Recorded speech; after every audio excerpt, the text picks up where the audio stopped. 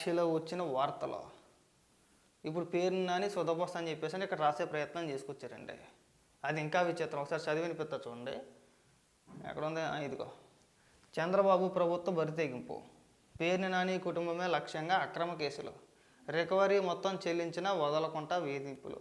Recovery మొత్తం చెల్లించిన వదలకుండా వేధింపులు అంటే తినేసారు, దోచేసారు. ప్రజల సొమ్ముని మొత్తానికి దోచేయాలని చెప్పేసి ప్రయత్నం చేశారండి. బియ్యాన్ని దోచేశారు.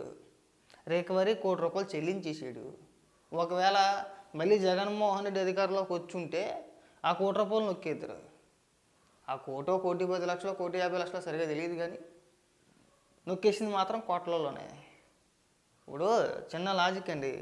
నేను దొంగతనం చేసి మీ డబ్బులు మీకు తిరిగి ఇచ్చేస్తే నా మీద కేసు ఎట్టదంటే ఎలా ఉంటుంది? కుదరదు కదా. అవినీతే, దోపిడీయే. నువ్వు డబ్బులు ఇచ్చేసినంత మాత్రాన్ని కేసులు పెట్టకుండా ఉంటారా? అలా అని చెప్పేసి ప్రభుత్వం ఏమైనా చెప్పిందా? ఏమయ్యా పేరు నాని, మీ గోడౌన్ల నుంచి ఇగో ఇన్ని టన్నులు బియ్యం మాయమైపోయింది, ఎవరు ఎత్తుకెళ్ళిపోయారో తెలీదు, దానికి బాధ్యత మీరే, కాబట్టి ఆ బియ్యం విలువ కట్టేస్తాం మేము, నువ్వు దానికి డబ్బులు కట్టేస్తే నీ మీద కేసులు పెట్టుకుంటూ ఉన్నావు అని చెప్పిందా? చెప్పలేదు కదా. నువ్వు తొందరపడి, నువ్వు ఆవేశపడి కేసులు పడకూడదు మన పైన, మనం సేఫ్గా ఉండాలని చెప్పేసి అని దోచేసిన డబ్బులు వచ్చి నువ్వు చెల్లించేసావు. ఇవాళ వచ్చి కేసులు పెట్టకూడదు, మేము డబ్బులు ఇచ్చేసామంటే కుదురుతుందా?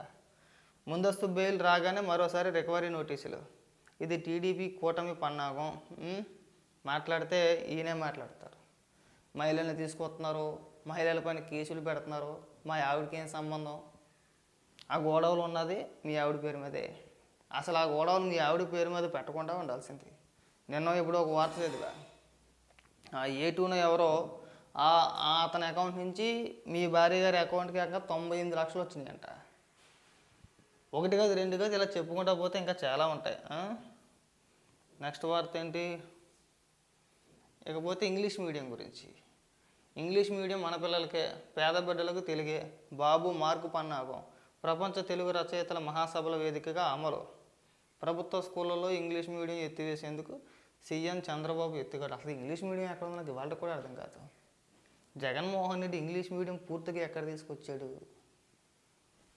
నువ్వు ఎక్కడ అమలు చేసేసావు? చూపించు. పోనీ మీరు చూపించండి, మీ నాయకులు చూపించండి. లేదు, ఊరికే మనం భజన చేసుకోవడానికి, డబ్బా కొట్టుకోవడానికి బెండపూడి స్కూల్ విద్యార్థులు ఎవరైతే ఉన్నారో వాళ్ళు ఎప్పటి నుంచో ఇంగ్లీష్లో కాస్త అక్కడ ఎవరైతే టీచర్ ఉన్నారో ఆయన చనువు వల్ల కాస్త నలుగురు విద్యార్థులు, కొద్దిగా నలుగురు కాదులే, మొత్తం స్కూల్ విద్యార్థులందరూ కూడా బాగా మాట్లాడతారు.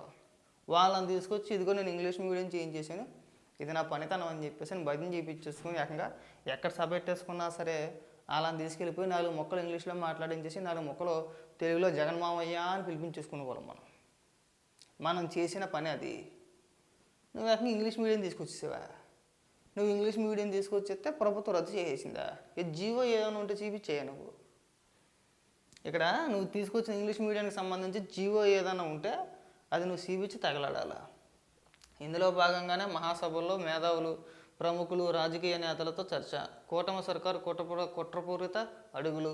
తల్లిదండ్రులు ఆరాటపడ్డ విద్యను అందించిన జగన్ ప్రభుత్వం. ఎక్కడ అందించేసావు? ఎందుకు వచ్చిన పనికిమాలిన వార్తలు ఇవన్నీ కూడా? ఇంకొకటి, జనవరి 6 నుంచి ఆరోగ్యశ్రీ సేవల బంద్. 3,000 కోట్ల బిల్లులను ప్రభుత్వం పెండింగ్లో పెట్టింది. ఎన్నిసార్లు అడిగినా పరిష్కరించట్లేదు. ఆసుపత్రులు నిర్వహణ కష్టంగా మారింది. తక్షణమే 2,000 కోట్ల బిల్లులు చెల్లించండి. దీనికి గల కారణం కేవలం జగన్మోహన్ రెడ్డి. ఎందుకంటే ఈ సంవత్సరమే 2024 జనవరి నెల అనుకుంటా ఈ ఆరోగ్యశ్రీ బిల్లులకి సంబంధించి ఆసుపత్రి యాజమాన్యాలు ఎవరైతే ఉన్నారో వాళ్ళంతా కూడా వెళ్ళి జగన్మోహన్ రెడ్డిని కలిశారు. జగన్మోహన్ రెడ్డిని కలిసి వినతిపత్రాలు ఇచ్చారు. అలాగే అనేక సందర్భాల్లో మేము ఈ ఆరోగ్యశ్రీ సేవలు మేము నిలిపివేస్తున్నాం, మాకు దాదాపు బకాయిలే 3,000 కోట్ల రూపాయలు పెండింగ్ పెట్టేస్తారని చెప్పిన సందర్భాలు ఎన్నో ఉన్నాయి. ఇవాళ జగన్మోహన్ రెడ్డిని మర్చిపోయారు, జగన్మోహన్ రెడ్డిని పక్కన పెట్టేశారు. ఇష్టానుసారమైన వార్తలు అలా ఉంటాయి వెళ్తాయి.